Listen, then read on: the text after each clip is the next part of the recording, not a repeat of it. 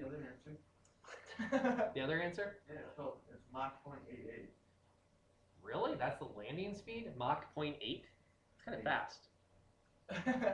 Mach 1 is the speed of sound. Mach 0.88. No, it might possibly be its cruising speed. We'll assume its landing speed is... well, again, we're going to assume that our data gathering is correct, that that's the ideal landing speed for an F-14 on an aircraft carrier. It's 270 kilometers per hour. Translates, give or take, to still pretty fast, around 120, 130 miles an hour. And we're going to say we want to be within 10 kilometers per hour of that ideal speed. So the variation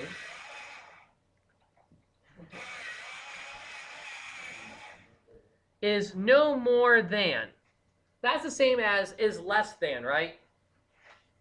Kind of keep that straight in your head too. We're going to change those words up a lot. So make sure you're remembering that. What's up? Do I get a brownie point too? No. No more than is the same thing as less than. And remember our general format for this. X minus the goal, some either greater than or less than or greater than depending, and then the margin of error we've been given.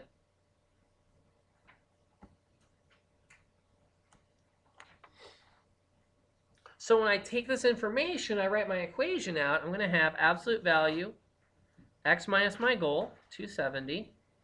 That must be less than my acceptable margin of error of 10. No less than or equal to? Nah, we're going to... Yeah, it would be technically.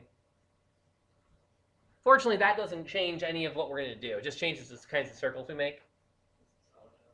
Yeah, it becomes a solid dot now.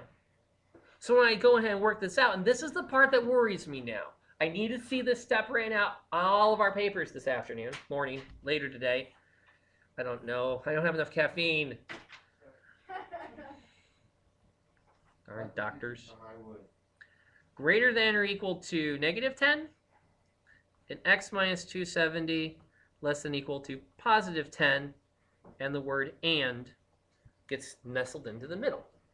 Yeah? Why is it x minus 10 and also I thought it was like The trick to it, yeah, when it says no more than 10, that's kind of, that phrasing is your hint that it's something less than the value of 10. The other way to look at that is we're always going to be, for these kinds of cases that we apply this to, it's going to be, what's the goal? Well, the goal is 270.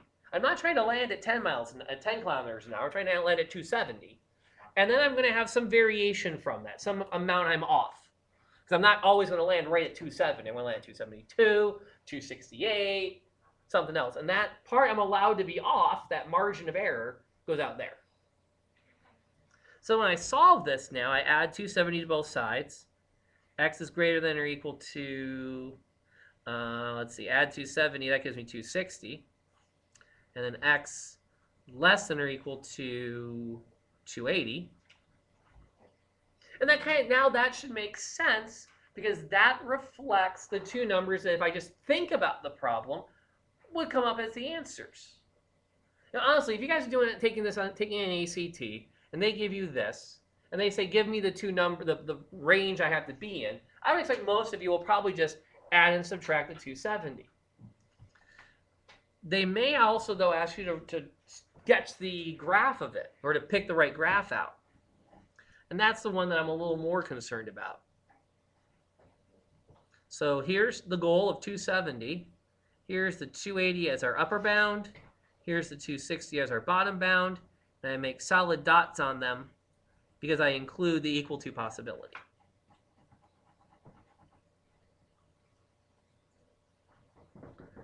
Another way to check to be sure what you're doing is making sense. How long is that distance from there to there?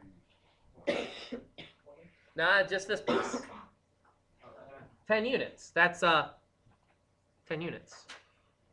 And this distance is also 10 units. I'm 10 units off of my goal. That's why this should kind of be making some sense. What questions can I answer about this problem? Or we're like, oh, hey, this is not too bad. Yeah. easy. I don't want to go as far as easy. As long as it's not too bad, I call it a win. I think we should just give us our homework and then